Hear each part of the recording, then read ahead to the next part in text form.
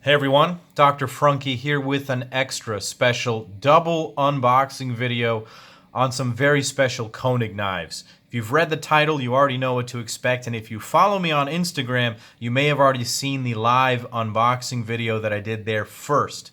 If you don't follow me on there, go find me at Dr. Frunkey. There's some great content on there. I'll post a lot of information and pictures on these knives. So, what I'm going to show you today is a very special project that I've had going on with Bill Koenig of Koenig Knives for about a year now. Ever since I got my hands on the Koenig Arius, I knew it was basically perfect.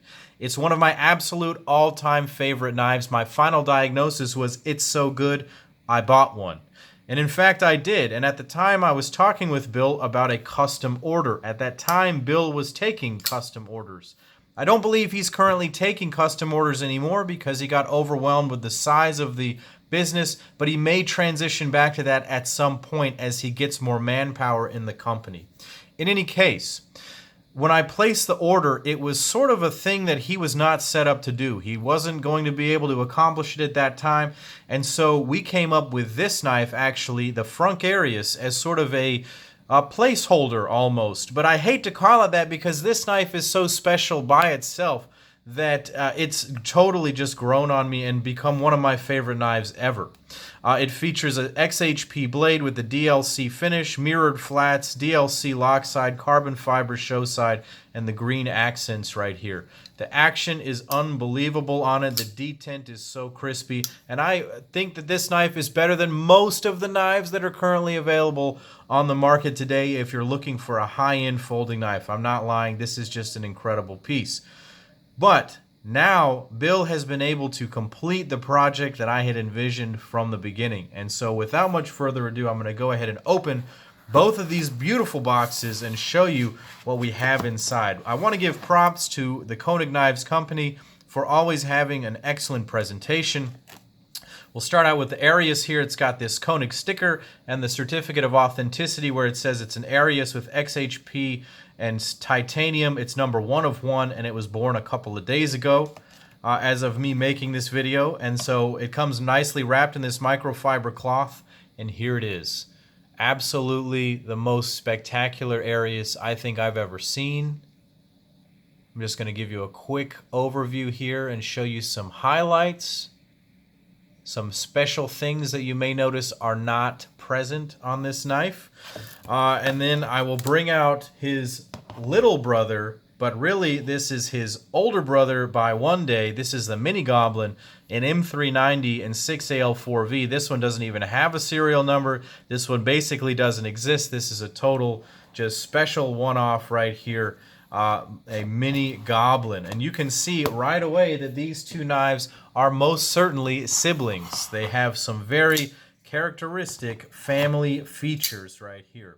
Both of them feature blades with hand rubbed satin primary bevels, mirrored flats, bronzed hardware, bronze lock side, and copper dust carbon fibers. Now, they each have a different type of carbon fiber, and we're going to get into all that. This has sort of been the culmination of a project that's been going on for a long time, as I mentioned.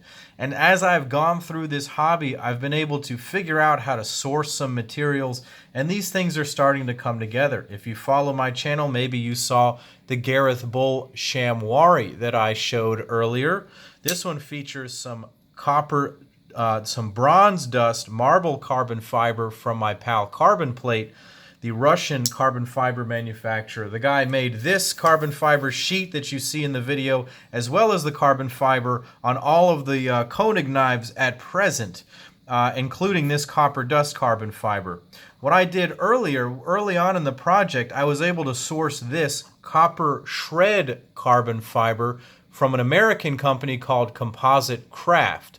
Ryan Davis over there at Composite Craft is the contact on Instagram. I sent him a message about his product, and he was very easy to work with, and I was able to source some of his very special shred carbon fiber.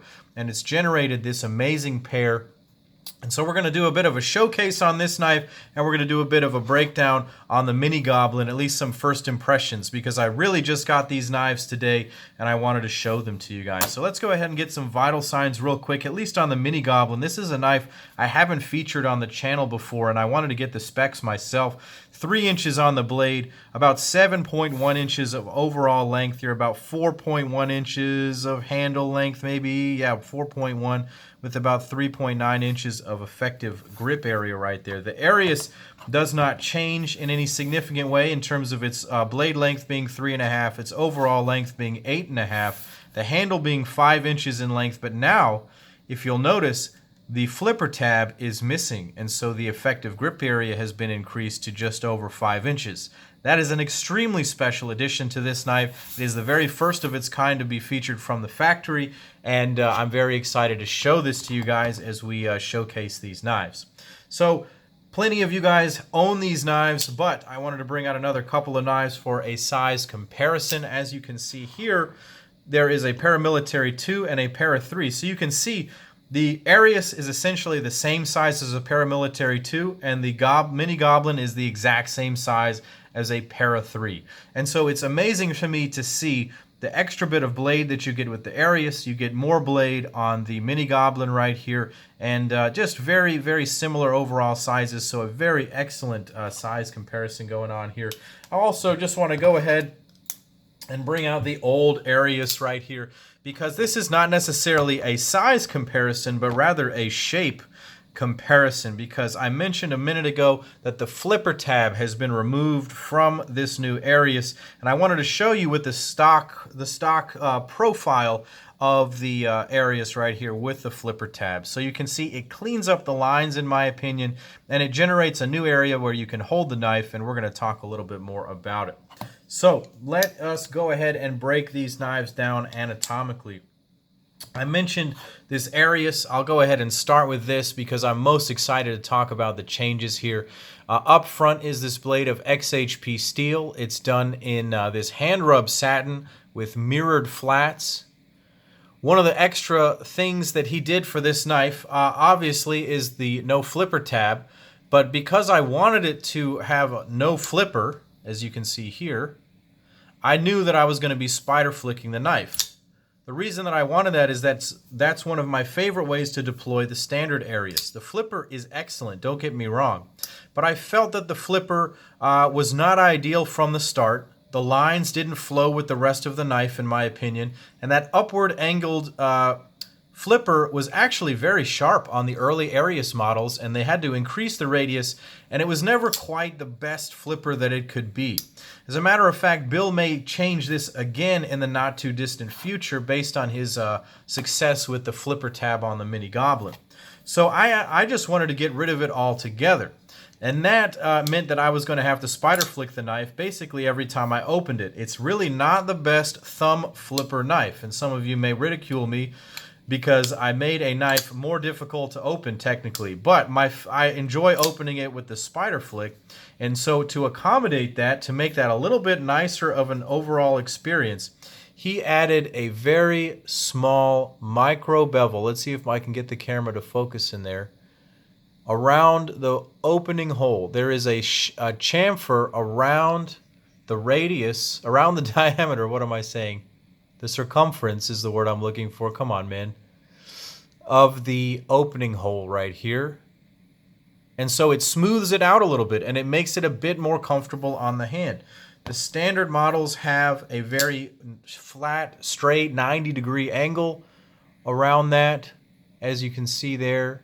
I hope that's showing up better on the screen for you. It's hard for me to see it in the viewfinder right here. In any case, so that makes it a much more pleasurable experience to open and close. It still features that fuller going on up there, so there are effectively 3 blade finishes going on here. There's a media blasted, sort of sand blasted look going on here. On the fuller, there's a mirrored flat and there's a hand rub satin finish. I love the opposition and the contrast of those 3 finishes on this blade. I think it looks great, and definitely a clean user finish that I'm going to enjoy using. So let's go ahead and highlight here the chamfered area where the flipper tab used to be. I'll bring out the old one. and show you the significant changes that are going on here. So the flipper tab has been removed, and instead of that, he's created a forward choil. So you do effectively lose a small amount of blade length, but I think that that loss of blade length is immaterial in the grand scheme of things. And what it allows you to do is improve your grips by sliding forward slightly on the handle right there. One of the complaints that people have said to me about the Arius, and one of the reasons that some people don't like it, is that it is skinny right here, and some people feel like it just feels weird in their hand. I enjoy the way that this swells in the hand here, and I feel like I have a very positive grip, but it is rather narrow right here for my larger hand. And so I found myself sometimes grabbing the flipper tab to try to do some finer motions on the knife. However, by removing that flipper tab, you can scoot your hand forward comfortably onto that spot and have some excellent control of the knife in that way. And it is very, very comfortable. And what he's done here is actually machine this on his CNC machine. This is not just taking a belt or a grinding wheel to a standard Arius blade. This is a standard Arius blade. It is cut out with a flipper tab when it's initially cut out. However, he put this blade on his CNC and programmed it so that it would generate these chamfers. Take a look at those chamfers. The way that it lines up with the lines of the handle, you can actually see that there are all of the same transitions. It's very, very nicely done. Very nicely done. Very cleanly done. And it's enough space to comfortably put your hand. You have to include the carbon fiber part right here, but if you do that, it is a full-size grip area, and it's fantastic. I honestly recommend, Bill, that you do this. I think that you're going to have a lot of requests for this, so if it's something that you can do, even in limited numbers, I think it'll be a popular thing. So, moving back to the pivot, I actually took this guy apart briefly and I looked inside. It's got the new Koenig Knives proprietary ball bearing system. They've got ceramic bearings in what look like sort of nylotron washers, and it's like very smooth. It's the same type of washers that the Grimsmo brothers use and various other makers also use. It's probably got the lowest coefficient of drag between the ceramic balls and the nylotron washers. So it's honestly probably the best of all worlds, and that's bringing it back for people to really understand the proper sort of pivot mechanics that are going on out there. People love phosphor bronze over Teflon, but understand that these Teflon nylotron materials have low coefficients of drag. So now having them in the pivot, the ball bearing cages made out of this material is an interesting new sort of feature of the highest end knives for people that understand pivot dynamics. So very cool to see that integrated into the Koenigs series right here. That's going to, I think, come across all of their lines right here.